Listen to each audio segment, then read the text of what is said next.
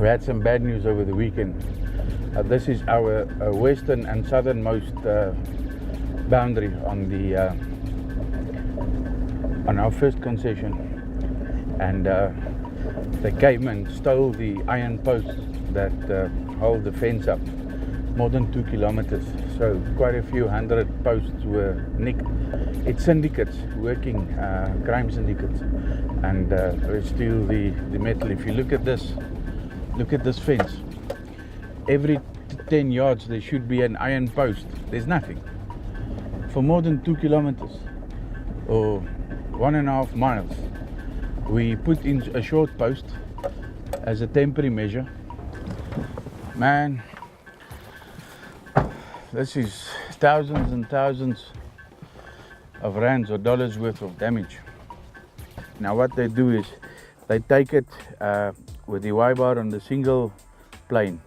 They cut it loose and then they pull it and work it, and it'll break off, and they load it on pickups. There's a main road a mile that way and another main road 2 miles that way. They come in the evening when the moon is full, so they have good vision, and because this is a rural area, they work as a team. They send the people in their cell phone reception, and then they come in with a truck and they load it and off they go. And they sell it for about $1,200 a ton. And to us it's a great loss. To replace it costs 4 to 5-fold of what the scrap metal costs. But they just don't care. They just don't care. This is a classic Y post, and but it's a short one that we use for domesticated animals. It should be this high, but this is make do and makeshift. It's just so that the fence does not sag. Look at this. The wind, when it's very strong, will blow this slightly over, and when one animal, especially the eland, that's quite agile and big here, jump over, the other animals see that and they follow.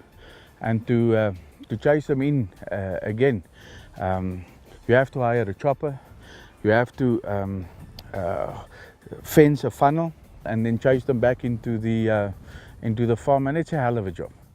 So these people, they did us a great disservice, and they didn't only do ours. On the other side of the road is the Suikerbos Reserve, and they stole 23 kilometers worth of posts there. That's hundreds of thousands worth of damage.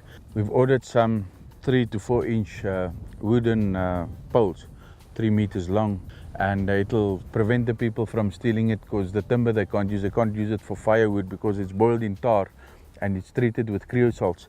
The smoke that it gives off, and there's a vapor that comes off that they can't even use for firewood.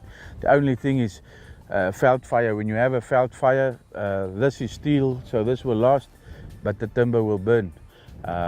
So we might lose a bit, but the cost is 5 times less than the iron posts, and it has more maintenance because iron keeps for many years. The creosotes you'll have to reapply every second year. It's incredible, the people's audacity, and not only that, their the work rate. It's incredible. From that post right down to the edge of the farm, and then the same distance down the northern border. Everything's gone. They didn't even miss one.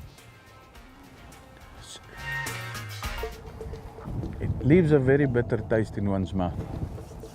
You know, it's extremely upsetting. Losing material by theft is one thing, but sometimes they can't get the posts off, so they try and cut it off with mechanical means or with gas, and then they set the veld alight. Something happens and the fence sags to such a degree that the animals, wild animals, it's like a bird. If you leave the cage open, it's going to fly off. Should we lose posts again, to prevent us from losing our animals, we will definitely have to make a plan. We'll have to set up cameras. It's infrared camera, so it works with motion. We use it to capture our animals' movements or to see which animals have what nocturnal behavior and activity. And then we know they come at certain times and they come. And we will then organize a surprise committee and a surprise reception with the police. And we will bring those people to justice.